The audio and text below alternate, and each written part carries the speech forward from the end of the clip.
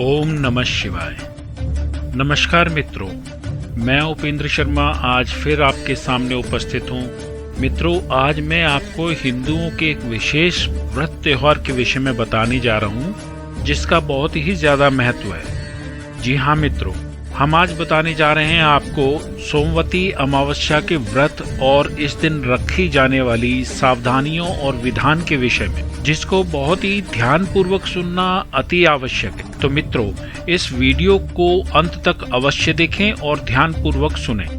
मित्रों, वीडियो शुरू करने से पहले मेरी आपसे प्रार्थना है कि आप हमारे YouTube चैनल को सब्सक्राइब करिए, लाइक करिए, शेयर करिए, कमेंट करिए और आने वाली सभी वीडियोस को समय पर प्राप्त करने के लिए नीचे दिए गए बेल बटन के आइकन पर क्लिक करके सभी नोटिफिकेशन को ऑन कर लीजिए। तो चलिए वीडियो शुरू करते हैं। मित्रों, पूर्णिमा और अमावस्या के विषय में तो आप सभी जानते ही होंगे। ऐसी अमावस्या जो सोमवार के दिन पड़े उसे हम सोमवती अमावस्या कहते हैं। ये वर्ष में लगभग 1 अथवा 2 ही बार पड़ती है। इस अमावस्या का हिंदू धर्म में विशेष महत्व है। विवाहित स्त्रियां इस दिन अपने पति की दीर्घायु की कामना के लिए यह व्रत करती हैं। इस दिन यदि कोई मौन व्रत रखे तो उसे सहस्त्र गोदान का फल मिलता है, अर्थात 1000 गाय दान करने का फल मिलता है। शास्त्रों में इसे अश्वत्थ अर्थात पीपल वृक्ष की प्रदक्षिणा व्रत की भी संज्ञा दी गई है। इस दिन विवाहित स्त्रियों द्वारा पीपल के वृक्ष की दूध, जल, पुष्प, अक्षत, चंदन इत्यादि से पूजा और वृक्ष के चारों ओर 108 बार धागा लपेटकर परिक्रमा करने का विधान होता है। और कुछ अन्य परंपराओं में भवरी देने का भी विधान होता है। धान, पान और खड़ी हल्दी को मिलाकर उसे विधान पूर्वक तुलसी के पेड़ को चढ़ाया जाता है। इस दिन पवित्र नदियों में स्नान का भी विशेष महत्व समझा जाता है। कहा जाता है कि महाभारत में भीष्म ने युधिष्ठिर को इस दिन का महत्व समझाते हुए कहा था कि इस दिन पवित्र नदियों में स्नान करने वाला मनुष्य समृद्ध, स्वस्थ और सभी दुखों से मुक्त होगा। ऐसा भी माना जाता है कि स्नान करने से पितरों की आत्माओं को भी शांति मिलती है। मित्रों, सोमवती अमावस्या के व्रत से संबंधित जो कथा प्रचलित है उसके विषय में हम यहाँ आपको बताने जा रहे हैं। सोमवती अमावस्या से संबंधित अनेक कथाएं प्रचलित है। परंपरा है कि सोमवती अमावस्या के दिन इन कथाओं को विधि पूर्वक सुना जाता है। एक समय की बात है, एक गरीब ब्राह्मण परिवार था जिसमें पति, पत्नी के अलावा एक पुत्री भी थी। पुत्री धीरे धीरे बड़ी होने लगी।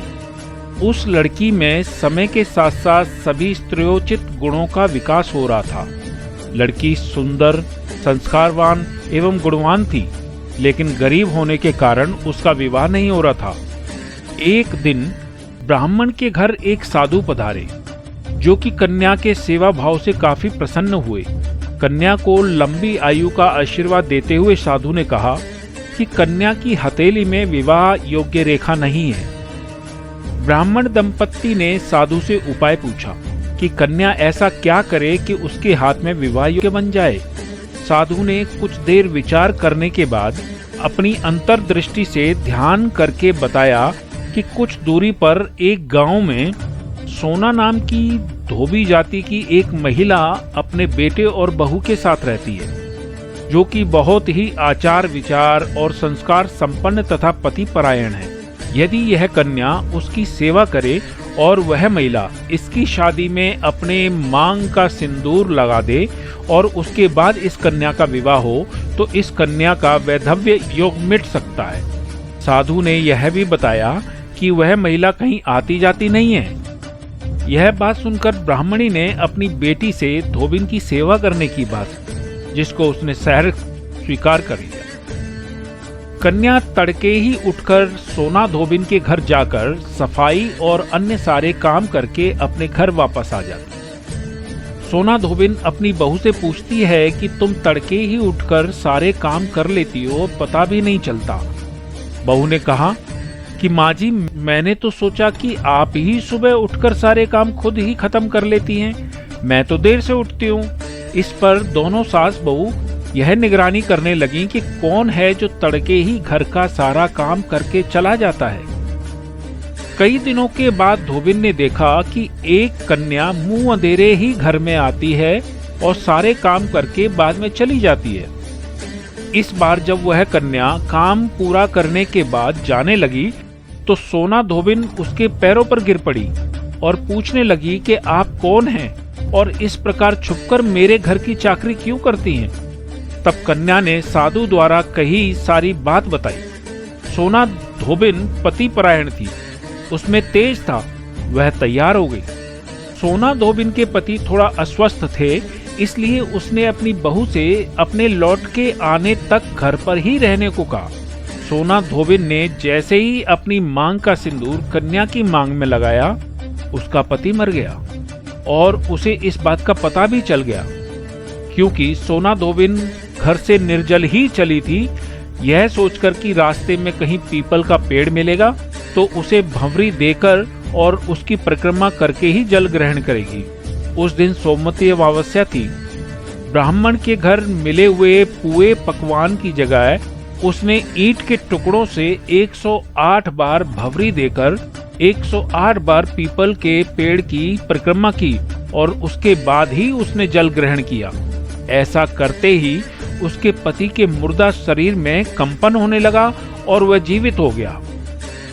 मित्रों, इस व्रत की जो महिमा है वह हम आपको बताने जा रहे हैं।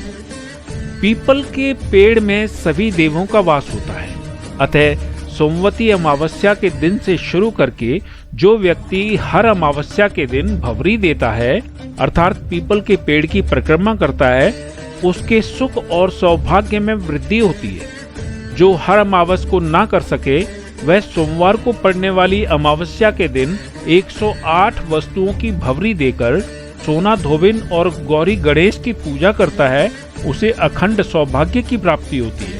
पीपल के पेड़ में सभी देवताओं का वास होने के कारण पीपल के वृक्ष पर शनिवार को प्रातःकाल 1 लोटा जल में काले तिल फूल डालकर चढ़ाने से एवं सायंकाल के समय सरसों के तेल का दीपक जलाने से, शिव चालीसा, हनुमान चालीसा, शनि चालीसा का पाठ करने से मनुष्य के सुख और समृद्धि में वृद्धि होती है और मनुष्य के सुख और समृद्धि के सभी बंद द्वार धीरे धीरे स्वयं ही खुलने लगते हैं। ऐसी परंपरा है कि पहली सोमवती अमावस्या के दिन धान, पान, हल्दी, सिंदूर और सुपारी की भंवरी दी जाती है। उसके बाद की सोमवती अमावस्या को अपने सामर्थ्य अनुसार फल, मिठाई, सुहाग सामग्री, खाने की सामग्री इत्यादि की भंवरी दी जाती है। भंवरी पर चढ़ाया गया सामान किसी सुपात्र ब्राह्मण, ननद या भांजे को ही दिया जा सकता है। अपने गोत्र और अपने से निम्न गोत्र में वह दान नहीं देना चाहिए। मित्रों, इस दिन कुछ विशेष बातों का ध्यान देना अति आवश्यक है कि हमें क्या कार्य ऐसे हैं जो नहीं करने चाहिए और क्या कार्य ऐसे हैं जो हमें करने चाहिए। सोमवती अमावस्या के दिन कुछ ऐसी बातें भी हैं जिनका ध्यान रखना अति आवश्यक है। सोमवती अमावस्या के दिन व्रत रखने वाले व्यक्ति को पूर्ण सात्विक भाव से व्रत रखना चाहिए तथा संयम रखना चाहिए।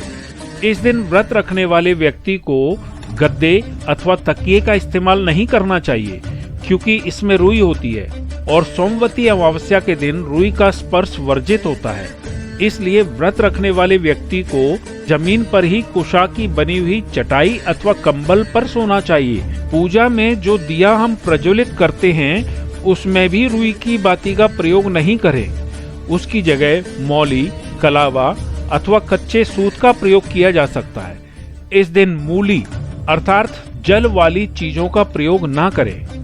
इसके अलावा सिलाई अथवा कटाई अथवा सुई के प्रयोग से भी बचें। भोजन में नमक का प्रयोग ना करें। भोजन में फल और मीठी चीजें ही शामिल करें।